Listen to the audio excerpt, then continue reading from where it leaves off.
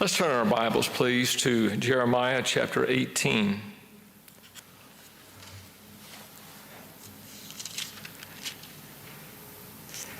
We'll begin with verse 1 and we'll read through verse 11. The word that came to Jeremiah from the Lord: "Come, go down to the potter's house, and there I will let you hear my words." So I went down to the potter's house, and there he was working at his wheel. The vessel he was making of clay was spoiled in the potter's hand, and he reworked it into another vessel, and it seemed good to him. Then the word of the Lord came to me: "Can I not do with you, O house of Israel, just as this potter has done, says the Lord. Just like the clay in the potter's hand, so are you in my hand, O house of Israel. At one moment I may declare concerning a nation or kingdom that I will pluck up and break down and destroy. But if that nation concerning which I have spoken turns from its evil, I will change my mind about the disaster that I intended to bring on it. And at another moment I may declare concerning a nation or a kingdom that I will build and plant it. But if it does evil in my sight, not listening to my voice, then will I change my mind about the good that I intended to do it. Now therefore, say to the people of Judah and the inhabitants of Jerusalem, thus says the Lord, look, I am a potter shaping evil against you and devising a plan against you. Turn now, all of you, from your evil way and amend your ways and your doings. This too is the word of the Lord. Thanks be to God."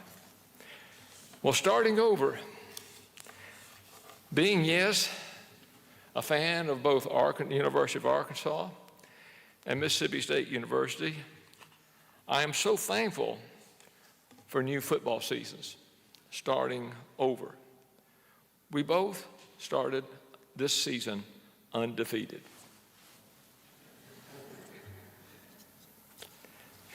Just wait, right? I always enjoy the new school year. But the truth is, every new day is an opportunity to start over. Every new year is an opportunity to start over. And we need to remember that God is all about new beginnings. God is all about starting over. Because God's grace is all about starting over. Now, in Psalm 139, we are sure that God knows all about us. And it reminds us that we are imperfect. God is well aware of all our imperfections, more so than we are ourselves. And the Psalm's message is that despite our imperfections, despite our sin, we can have fellowship with and stand in the presence of a holy God. Because you see, the message of the psalm is not just God's gotcha, but it's a story of grace. And God's grace, I think, and for me, is the most incomprehensible part of God. Especially Jesus, God in Christ. Now, this passage in Jeremiah is about starting over and opposes the often held stereotype that we have of Old Testament prophets. As always, hellfire and brimstone. Like some of you may have feared when I came here as interim pastor, being a former Baptist, you thought I might be. And not all Baptists preach that way, by the way, thank God.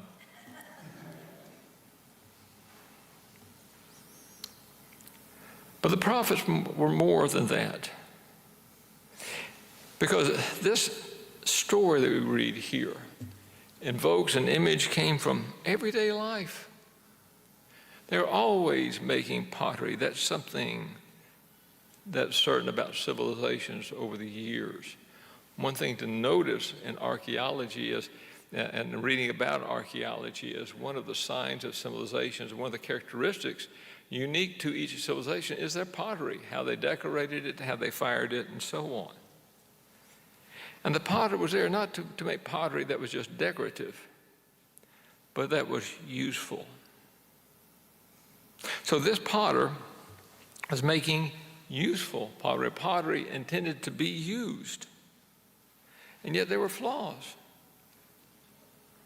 And in that day and time, the materials were precious, and he would not throw away the material, but he would rather start over with it as he molded the pottery into what he wanted it to be. Now, some people in our culture today would throw away that which was flawed. We live in such a disposable economy, disposable culture. But this potter starts over, not throwing the clay away, but using it and reforming it so that it is useful. In the same way, God starts over with flawed people. And that means you and me, not just other people. And yes, often the world wants to throw away those who are flawed and tell us we're no longer useful, because that includes you and me. Because the world realizes, and they see our flaws as much as we may try to hide them. And sometimes they'll say, well, they just do this, so don't listen to them. God can't use them. But God chooses to remold flawed people. And that means you and me. God chooses to remold us into his image, into the image that our sin has corrupted and destroyed. God chooses to remold us. God chooses to make them, the flawed people, you and me, so that we, can hold water, so that our witness can hold water.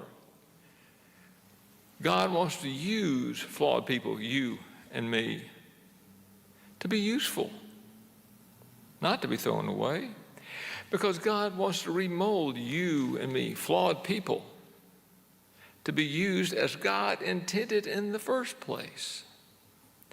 Now, in a moment, we'll be celebrating the Lord's Supper, communion. And as we reflect on Jesus' sacrifice, and reflect on our sin that caused this sacrifice, we shudder and we stumble because we know that we fail miserably. And often we are not even aware of some of the things that we are doing that are sinful. So that's why we need to know, confess, repent, and be forgiven and restored, to start over again and grow. We do need God's Holy Spirit to convict us of our sin and convince us of our sin. Because we really, deep down inside, want to think, well, that sin thing, that applies to other people, not so much me. Another country, another culture, not me. But it does. And part of the reason we avoid that, I think, is because realizing our sin and our sinful nature is painful. Because we realize, as Isaiah saw, we are not so hot. Well, the way he put it was, I'm a man of unclean lips, and I live in among a people of unclean lips. Now, with all that awareness of our sin and the depth of our sin, the extent of our sin, don't be misled by Satan, who would have us focus so much on our failures and our sins that because of them, God can't use us, because that's just wrong. God can and God will. Because in, under, and through the power of God's grace and so on, the power of God's Holy Spirit, our failures need not be the end, but opportunity to begin anew, to start over. And that is the essence of the gospel, the good news, that in grace, God patiently starts over with us every day, every moment, molding us and calling us, enabling us to be the very best he wants us to be. Jesus patiently calls us to follow him. Jesus patiently calls us, though we fail to live perfectly. Jesus patiently gets us through the oven of life and fires us, the clay, into useful pottery. And that's why Jesus gave himself. And that is what we celebrate and commemorate in communion. Indeed, that is what communion is all about, proclaiming, as we will say, the saving death of our risen Lord until he comes. You see, Jesus died so that we are not mired down in our own sin, but so that we can, and we do start over, and we can be made useful in God's kingdom and eternal purposes by God's grace. Thanks be to God. Hey, thank you for listening to that message today, and I hope it was a tremendous blessing to you. If it was, I would encourage you to share it with someone else, and please subscribe so you never miss a Sunday with us. Well, have a blessed week, and if you'd like to support us, go to fpcrogers.com/giving. We would love your support. Bye now.